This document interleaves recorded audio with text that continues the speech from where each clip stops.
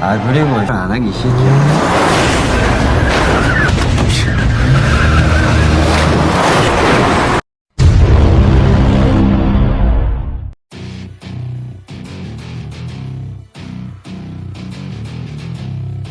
Halo penonton, gimana hari ini? Masih sering dicuekin? Badut.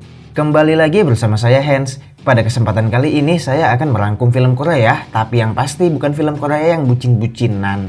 Film ini berjudul On The Line yang dirilis pada tahun 2021 dan tak perlu banyak basa-basi lagi karena saya pun sedang ada jadwal rapat di Filipina. Jadi langsung saja, inilah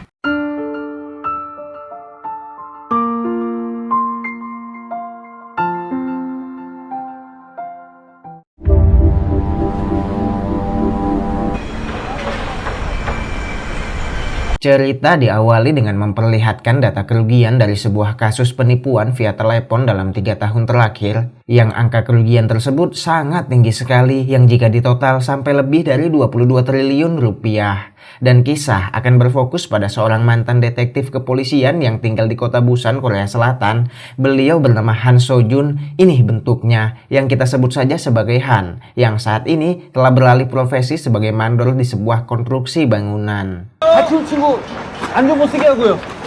Saat ini Han sedang dipanggil oleh atasannya dan diberitahukan sebuah kabar baik bahwa dirinya mulai bulan depan akan naik jabatan menjadi direktur. Dan mungkin karena senang, kini Han menelpon istrinya yang mengelola usaha sebagai penjual makanan bernama Kang Miyun. Ini parasnya, kita sebut saja sebagai Yuyun. 오빠. 미안하 사랑해. 어찌 네가 좀 밥 먹고 싶다. Setelah telepon itu ditutup, muncullah seorang pria yang menyamar sebagai pekerja konstruksi, kita sebut saja sebagai Agus. Ini muncungnya. Tapi karena Han sendiri pun tidak hafal dengan semua anggotanya, sehingga walaupun Han sedikit bingung, tetapi dirinya tidak mencurigai Agus sedikit pun. 하이바 쓰셔야 돼요. Agus melancarkan aksinya dengan mengaktifkan sebuah alat, yang alat ini berfungsi sebagai pemblokir sinyal. Di saat yang bersamaan, Yuyun kini mendapatkan sebuah pesan yang berisi iklan tentang program utilitas usaha, dan di saat yang bersamaan pula, di salah satu sisi konstruksi terdapat sebuah, apa ini namanya, sebuah pijakan lah, yang ikatannya terlepas. Dan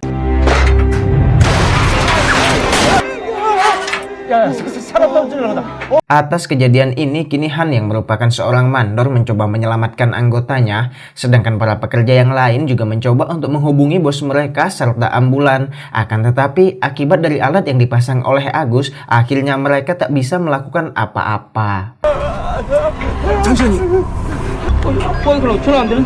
Sementara itu, Yuyun mendapat sebuah panggilan dari nomor tak dikenal, yang orang tersebut mengaku sebagai pengacara bernama Kim Hyun Soo, kita sebut saja sebagai Kim, yang mengabarkan bahwa saat ini Han sedang berada di kantor polisi karena bertanggung jawab atas kematian anggota pekerjanya. 저 김현수 변호사라고 합니다. 서준이 친구고요.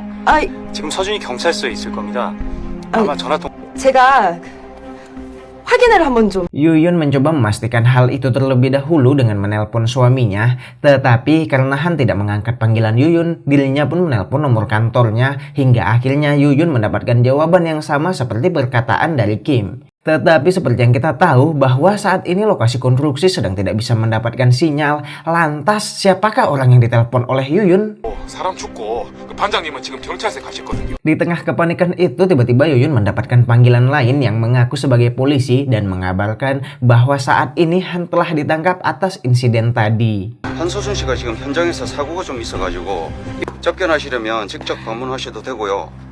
Lalu ketika Yuyun akan menuju ke kantor polisi, Kim kembali menghubunginya dengan mengatakan bahwa masalah ini bisa diselesaikan dengan cara damai alias pakai duit yang jumlahnya sangat besar. Tetapi karena Yuyun ingin Han selamat, akhirnya dirinya melakukan hal itu dan 넘어가기 전에 최대한 빨리요. 오케이, 입금 완료됐다. 준비해. 빨리 가, 빨리. ya, itu hanyalah penipuan oleh Agus dan komplotannya, yang saat ini mereka langsung segera bergegas untuk menarik semua uang dari Yuyun. Sedangkan Han masih berada di konstruksi dan baik-baik saja bersama seluruh anggotanya.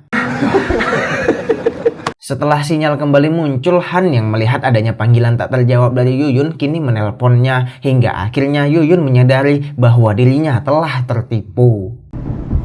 당신 친구 중에 김혜수라고. 누군데? 아니 모르는데? Yuyun segera berlari menuju bank untuk mengurus hal ini, yang di saat bersamaan para penipu itu juga sedang menarik uang hasil tipuannya, sehingga ketika Yuyun tiba di bank semuanya telah terlambat. 다 인출됐는데요.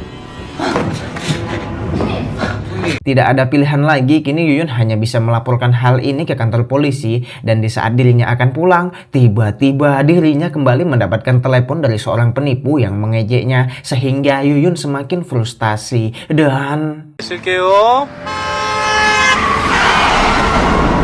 Singkat cerita, Yuyun telah dirawat di rumah sakit, dan kini Han mendapat kabar dari atasannya bahwa ternyata ada suara ayam, bro. Aduh.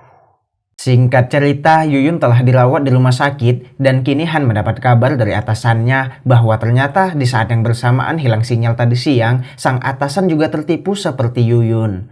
Mendengar hal itu, Han langsung pergi menuju ke lokasi, lalu sang atasan menjelaskan bahwa total penipuan yang dirinya alami adalah sebesar 37 miliar, di mana uang itu sebenarnya merupakan gaji untuk semua anggota pekerjanya. Lalu tiba-tiba telepon itu terputus begitu saja. Sesampai di lokasi tempat itu sudah ada banyak orang serta ambulan dan polisi yang ternyata sang atasan melakukan bunuh diri. Keesokan harinya Han sebagai mantan detektif memulai penyelidikannya, mulai dari mengecek CCTV yang akhirnya Han melihat tingkah Agus yang mencurigakan. 처음 보는 사람인데. Bermodalkan foto wajah serta tato milik Agus, kini Han menyusuri semua lokasi pembuatan tato satu persatu hingga akhirnya ditemukanlah sang pembuatnya, dan Han berhasil mendapatkan informasi bahwa Agus menjalankan bisnis sebagai agen perjalanan.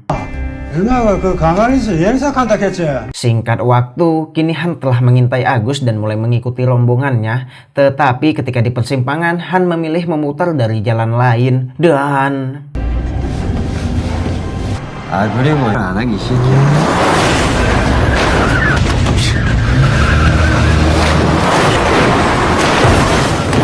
Han mengacaukan perjalanan Agus dan mulai menghajar orang yang menghalanginya, dilanjut dengan bertanya tentang siapakah suara orang yang menelpon Yuyun. Akan tetapi Agus yang hanya seorang pekerja tidak mengetahui banyak hal, sehingga Han hanya mendapatkan sedikit informasi tentang atasan Agus yang bernama Park.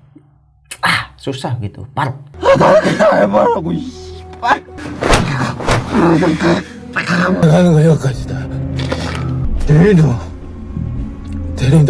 Keesokan harinya Han menyerahkan Agus ke kantor polisi. Di sisi lain, para polisi juga telah menyelidiki tentang penipuan ini dan ditemukannya beberapa informasi yang diantaranya adalah para penipu menggunakan rekening sementara, lalu setelah uang itu ditarik, mereka menukar dengan mata uang lain di tempat pencucian uang, dan setelah itu uang itu dibawa pergi dibawa pergi yang terduga mereka semua memiliki markas besar yang berada di Tiongkok. Baru halaman 3 udah belibetan. 국내 환치 기상을 통해서 불법으로 중국으로 내보낸 이게 이제 계좌 거래가 아니니까 또 거래 기록도 안 남고. Lalu Han menemui kepala polisi, kita sebut saja sebagai bos polisi. Ini bentuknya untuk memberitahu atas informasi tentang nama Mr. Park kepadanya. Tetapi seperti yang kita tahu bahwa polisi telah lebih jauh menyelidiki kasus ini, bahkan sampai mengetahui tentang sebuah markas di Tiongkok malah dianggap tidak beres dalam melakukan pekerjaan oleh si Han. Dan Han juga malah berdebat marah-marah yang sebenarnya hal itu sangat tidak diperlukan. Sebel anjing, polisi udah nyelidiki kasus sampai nemu markas pusat di Tiongkok. Sekarang polisi juga lagi berusaha ngatur rencana untuk menyerbu. Si Han malah protes. Sabar atuh, Han. 가족이 당해도 가만히 전부 점져 죽이고 몸통은 중국에 있습니다. 중국이건 정책이건. Mari saya perkenalkan kepada salah satu teman wanita Han bernama Kang Cil. Ini parasnya. Beliau merupakan seorang ahli IT, tetapi saat ini Kang Cil akan dijadikan makanan anjing akibat tidak bisa membayar hutang kepada seorang pria bernama Samsul. Ini congornya. Tapi tiba-tiba...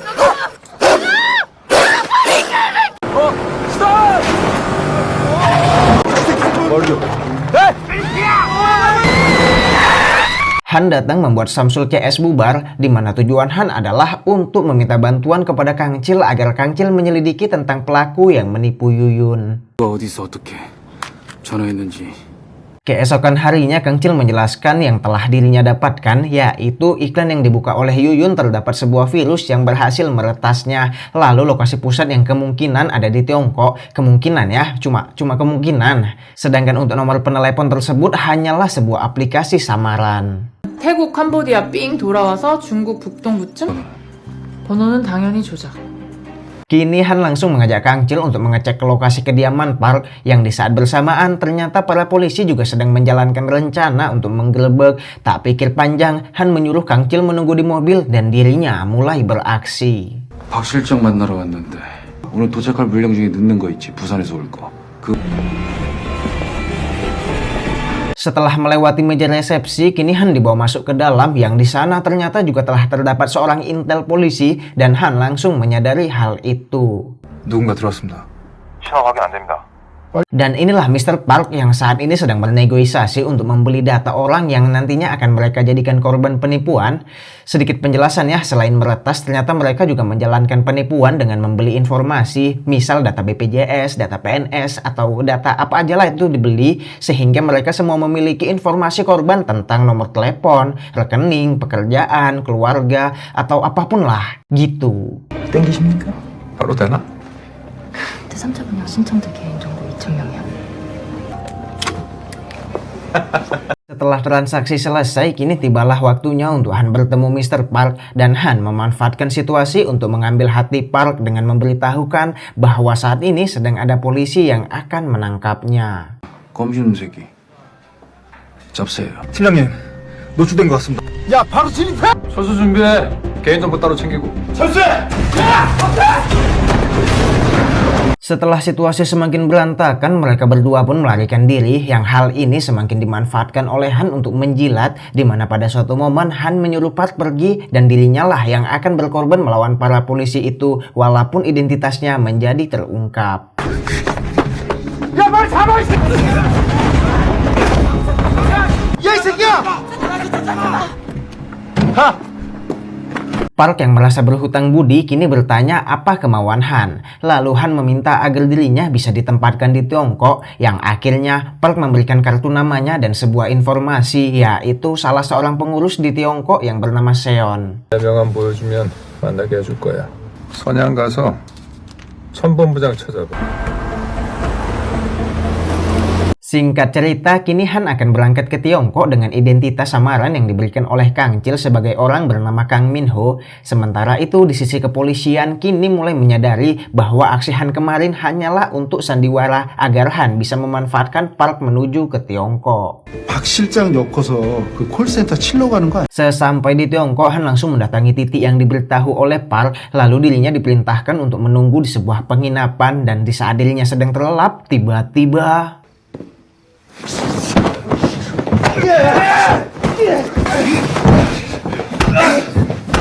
inilah Seon, orang yang dituju Han. Seon melakukan hal ini hanya untuk memastikan bahwa Han bukanlah ancaman, dan setelah diperiksa, kini Han dibawa pergi dengan keadaan mata ditutup dengan tujuan agar dirinya tidak mengetahui lokasi di mana markas pusat berada.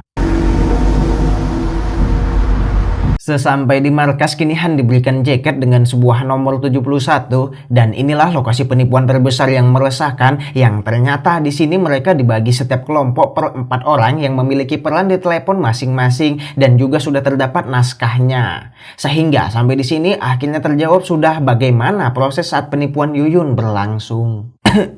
Nafas habis. 이번에 온 핵이다.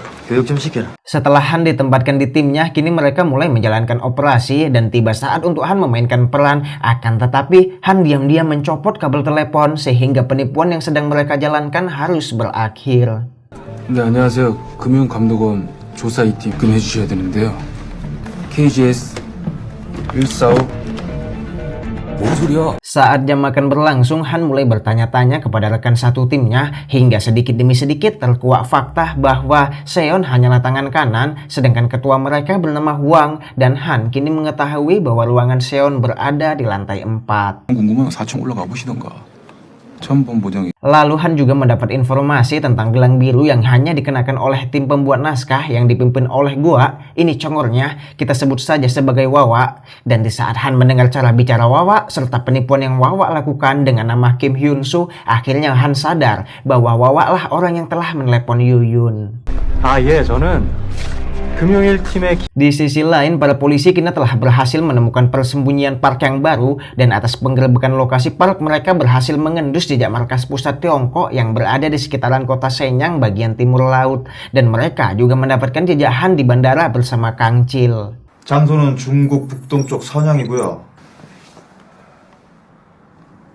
Akibat digerebeknya lokasi milik park membuat kantor pusat menjadi terganggu sehingga mereka semua terpaksa menghentikan pekerjaan sementara. Yang hal ini dimanfaatkan oleh Han untuk mengambil perhatian Wawa dengan cara menjadi cepu ke salah satu anggotanya.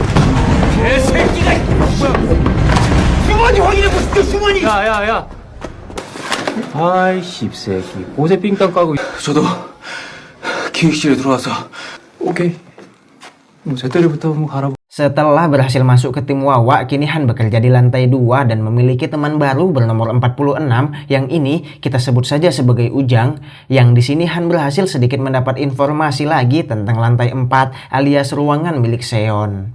돈 관련된 거 다 저기서 개인정보랑 대본 Ketika jam kerja telah usai, Wawa yang mencurigai Han kini mencoba mendesaknya. Akan tetapi karena tidak ditemukan apapun yang mencurigakan, akhirnya Han boleh pergi sambil dirinya diam-diam membawa sebuah bola golf di tangannya. Untuk apakah bola itu? Kita lihat nanti. Jangan kepo. 수업 끝 나가 Tak lama dari itu, kini Wawa mendapatkan telepon dari sang ketua yang bernama Huang. Ini congornya, di mana Wawa saat ini telah dicurigai atas tertundanya rencana yang telah mereka susun. Yang sebenarnya Wawa memanglah melakukan kecurangan, tapi masih dicurigai doang, belum ketahuan. Dan karena merasa sudah tidak aman, kini Wawa menutupinya dengan menjalankan rencana lain yang jumlahnya mencapai 375 miliar. 주접 떨지 말고 시키는 대로 하세요. 야 관리부장 이거 천본부장 갖다 줘 내일 이대본을 할 거니까 Karena adanya naskah mendadak, kini tim pengembang terpaksa lembur yang secara diam-diam Han mengganjal pintu jalur lift menggunakan bola golf yang tadi dibawanya. Lalu Han mengendap ke ruangan Wawa dan berhasil mengetahui lokasi Wawa menyimpan ponselnya.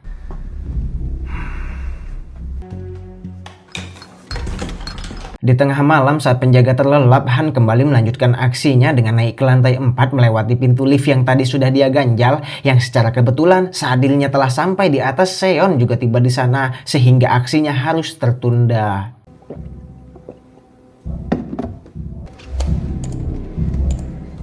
Setelah menunggu beberapa saat, akhirnya Han mendapatkan momen karena saat ini Seon mendapatkan telepon dari Huang yang membuatnya sibuk sementara. Setelah dirasa aman, Han langsung mengecek laptop milik Seon yang di situ dirinya menemukan sebuah lokasi serta cek pengambilan uang dan langsung mengirimkan itu kepada Kang Chil agar Kang Chil mengambilnya. Tapi tiba-tiba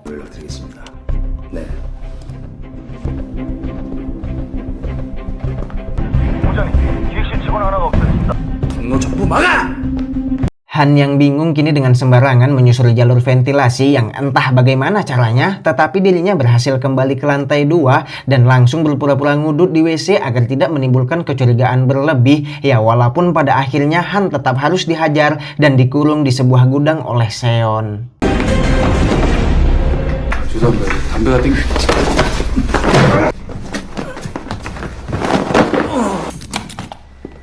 Di pagi hari, para pekerja dipimpin oleh Wawa memulai aksi besar-besarannya yang target mereka saat ini adalah para peserta pelamar kerja di sebuah perusahaan dengan alasan meminta pembayaran uang muka, dan hal ini sungguh dosa sekali. Anjing sebel kalau urusannya tipu-menipu ini. Kasihan loh korbannya itu, sedih pasti. 아, 저 그럼 진짜 합격한 거예요? 네 감사합니다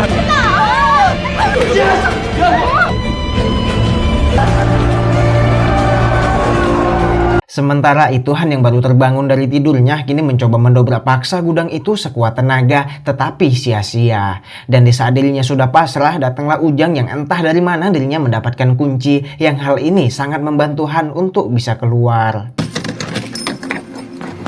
도망가세요.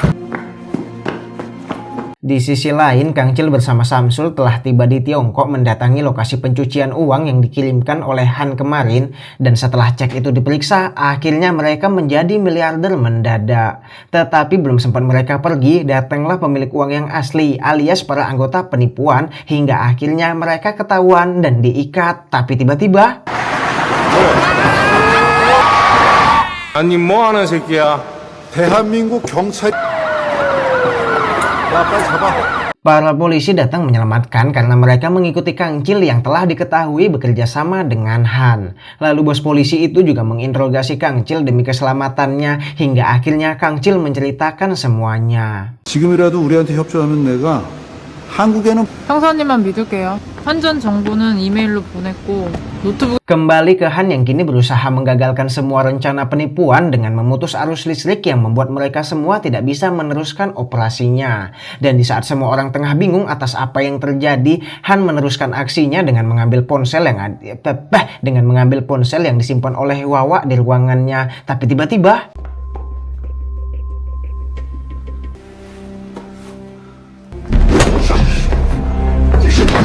terjadilah pertarungan di antara mereka yang sampai di sini akhirnya Wawa mengetahui siapa Han sebenarnya. Sementara itu suasana yang semakin kacau termasuk dengan digerebeknya lokasi cuci uang membuat Seon memutuskan untuk membubarkan tempat ini. 사무실 이전 준비한다. 사무실 이전 준비!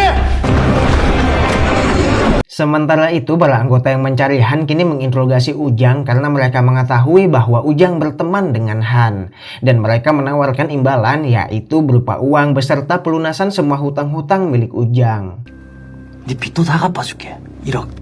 Kembali ke Han dan Wawa yang masih sibuk dengan perkelahiannya, yang tiba-tiba datanglah Seon di sana lalu mengambil ponsel milik Wawa, hingga akhirnya kini Seon mengetahui bahwa selama ini Wawa telah melakukan kecurangan. Momen ini dimanfaatkan oleh Han. Sementara mereka bertarung, Han langsung pergi membawa HP milik Wawa yang ternyata tujuan Han adalah untuk mengirimkan lokasi gedung ini kepada polisi sesuai titik pada kompas. Kembali ke duo maut ini, di mana Seon kini telah memenangkan pertempuran dan mulai menginterogasi Wawa. Tetapi tiba-tiba datanglah anak buah lain yang telah bekerja sama dengan Wawa yang langsung menusuk Seon, hingga akhirnya Seon harus tewas saat itu juga. Han yang masih berusaha mencari sinyal untuk mengirim pesan kini akan naik ke atas melalui jalur lift yang waktu itu dia gunakan menuju ruangan Seon. Akan tetapi muncullah Ujang yang telah bekerja sama dengan musuh yang langsung memberitahukan lokasinya.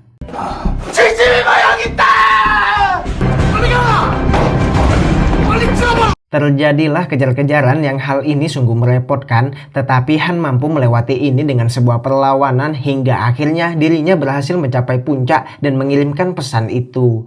Tetapi tak lama dari itu muncullah anggota lain yang langsung memukulnya hingga pingsan. Ketika tersadar kini Han telah diikat, lalu Wawa menyuruhnya untuk berbohong kepada Hwang dengan mengatakan bahwa Han alias dirinya sendirilah pelaku yang menyebabkan semua kekacauan ini serta pelaku yang membunuh Seon, di mana tujuan Wawa memaksa Han adalah untuk menutupi kelicikannya. 야, 너랑 나랑 보이스피싱 한번 하자. 너 미친 새끼야. Tetapi karena Han menolak perintah itu, kini Wawa mencari cara lain, yaitu dengan membohongi istri serta mertua Han, sehingga hal ini berhasil membuat Han berubah pikiran dan memilih untuk mengikuti semua kemauan dari Wawa. 제가 그 쥐새끼를 한 마리 잡았는데 이게 천본부장이 한서준 경사 제가 죽였습니다. 확실한 겁니까? 아유 그럼요. Sementara itu kini para polisi juga telah tiba di lokasi dan mulai menerobos ke dalam dan menangkap para pelaku penipuan, dan di saat yang bersamaan Han mampu melepaskan diri dan memberikan perlawanan. Wawa yang berlari ke atap kini mencoba menyeberangi gedung, tapi untungnya Han berhasil tiba di saat yang tepat sehingga terjadilah pertarungan sengit di antara mereka. Adu pukul pun terjadi di mana sebenarnya sisa tenaga mereka sama-sama telah habis, hingga akhirnya Han mampu memanfaatkan situasi menggunakan kabel AC yang menyangkut di leher Wawa dan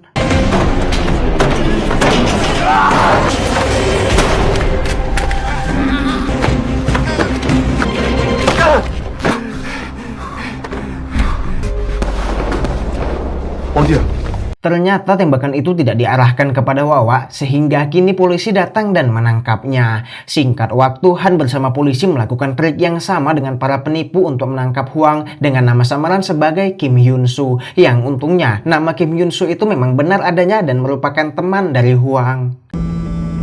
김현수? 사장님, 저 김현수 검사입니다. 작년 충칭 룸바에 우선 곽프로 그 새끼는 검거됐고요. 그 새끼가 벌어서 황사. 고마워. 내 장소 알아보고 연락하지. Singkat cerita, kini semua telah berhasil diatasi dan uang para korban juga telah dikembalikan. Sementara Han saat ini menemui Yuyun di rumah sakit untuk menjenguknya. 봐봐.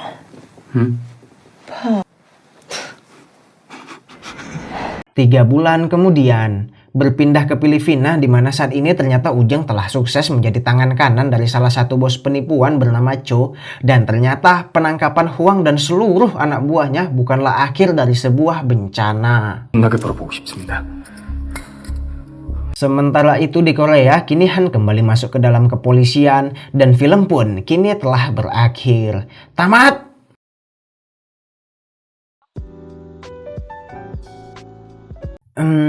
Filmnya bagus dan sempat membuat saya terpukau, tapi ada beberapa bagian yang masih ganjil. Yang pertama, pada bagian penipuan Yuyun itu kurang masuk akal bro, karena mereka ngejalaninnya secara bersamaan. Gimana kalau saat itu Yuyun gak pegang HP, jadi kan Yuyun gak pegang HP terus gak buka iklannya? Atau gimana saat itu Yuyun ketiduran? Masa iya semua rencana yang disusun serta alat yang dipasang oleh Agus jadi sia-sia gitu aja? Kecuali mereka udah ngertas Yuyun dari hari sebelumnya. Nah, itu mungkin lebih masuk akal. Yang kedua, di bagian akhir film, itu Han kenapa balik jadi polisi lagi? Kenapa emangnya dulu dia keluar dari kepolisian karena kasus apa? Kok jadi keluar masuk? Kalau ngelihat dari sejarahnya dan cara dia menyelesaikan misi dan dia yang bertanggung jawab, kayaknya Han itu tipe orang yang tidak buat aneh-aneh. Kenapa dia bisa jadi keluar masuk polisi? Memang kasus apa bro? Gantung.